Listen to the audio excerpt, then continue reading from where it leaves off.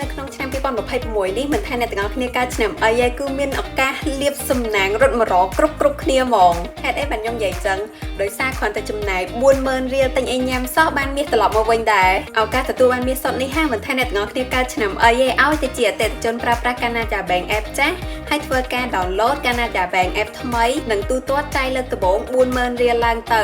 ងាយមែនតើហើយបើសម្រាប់អតិថិជនដែលប្រើប្រាស់ Canada Bank App ថ្មីនឹងមានឱកាសឈ្នះម៉ូតូ Vespa Sprint S150 ទូរស័ព្ទ iPhone 17 Pro Max ឈុត Dyson Airwrap កញ្ចប់ពិនិត្យសុខភាពនៅមន្ទីរពេទ្យ Intercare និងកញ្ចប់ស្នាក់នៅខេត្តសៀមរាបជាមួយនឹងសន្តាគារអង្គរ Greens Garden by Dara ដោយគ្រាន់តែធ្វើការ scan ទូទាត់ចាប់ពី 40,000 រៀលឡើងទៅហើយអ្នកទាំងអស់គ្នាជាអ្នកប្រើប្រាស់សកម្មមានន័យថាយើងបានធ្វើប្រតិបត្តិការយ៉ាងហោចណាស់3ខែជាប់គ្នាជាមួយនឹង Canada Bank App ថ្មីពិសេសជាមួយនឹងរូបរាងថ្មីកាន់តែរលូនហើយមានអត្ថប្រយោជន៍ជាច្រើនឧទាហរណ៍នៅ home screen ហ្នឹងគឺមានមុខងារ4សំខាន់ដែលយើងប្រើប្រាស់ជាប្រចាំដោយមិនចាំបាច់ log in ដូចជា scan ទូទាត់ទាញយក QR បញ្ចូលលុយទូរស័ព្ទឬក៏មើលព័ត៌មានផ្សេង